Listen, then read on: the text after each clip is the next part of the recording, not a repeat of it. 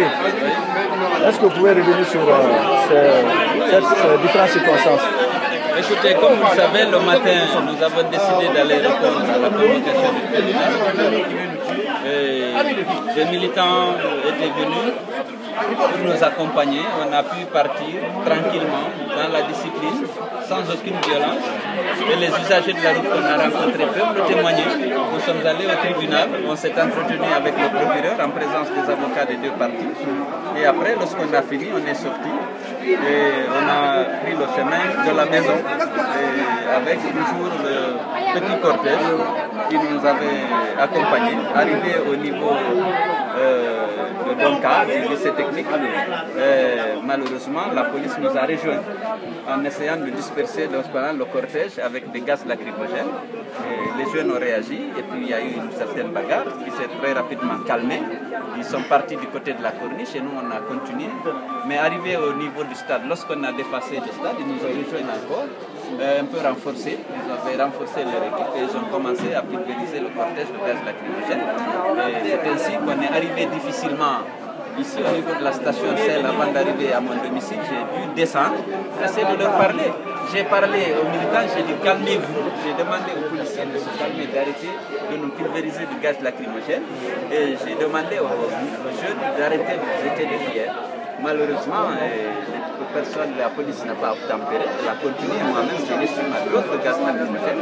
Et on a pu arriver difficilement dans mon domicile. Je m'attendais à ce que, une fois dans le domicile, je sois protégé, puisque le droit propose une résidence privée. Malheureusement, c'est là qu'ils se sont acharnés sur ma résidence, qu'ils ont rapidement entouré. Je dis ils, les policiers et les loubards civils, étaient fort nombreux, qui étaient devenus de plus en plus nombreux.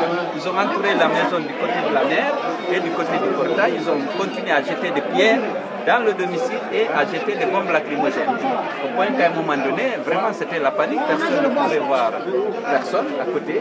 Et finalement, il y a eu beaucoup de blessés, puisque tout le monde était dans la cour. Lorsque les jets de pierre sont arrivés, beaucoup s'est tombé sur les têtes des gens qui étaient là. Il y a eu beaucoup de blessés.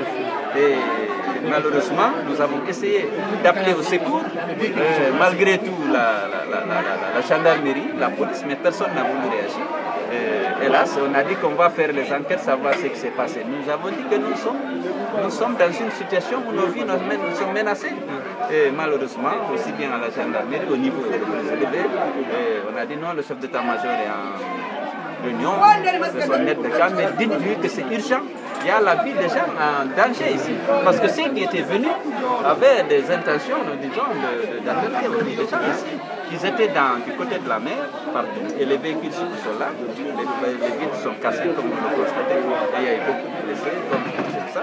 Mais ça, c'est inacceptable. Un peu partout au niveau de votre domicile. C'est inacceptable. Cette violation de mon domicile ne peut avoir lieu que si Alpha Condé a donné des instructions. Les gens ne peuvent pas me traiter comme ça dans ce pays. J'ai été un partisan de la paix, un partisan du dialogue. Ce n'est pas en ce moment-là qu'on va m'agresser dans mon domicile si les instructions ne viennent pas d'Alpha Condé. C'est lui qui est responsable de cette situation.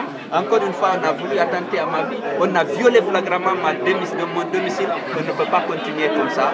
Moi, je vais faire une réunion du bureau politique demain. On verra l'opposition. On va suspendre nos participations à ce dialogue parce qu'on ne peut pas dialoguer dans ces conditions. On n'a pas de respect pour les gens qui veulent quand même que la paix règne dans ce pays, qui se battent, qui prennent à leur corps défendant des décisions pour qu'on trouve le moyen de nous entendre et d'aller à des élections apaisées. Si c'est comme ça qu'on les traite, ils n'ont qu'à continuer leur processus. En tout cas, l'UFDG ne participera plus à ce dialogue tant que les conditions, ça ce n'est pas clarifié et les coupables ne sont pas identifiés. Qu'est-ce que vous comptez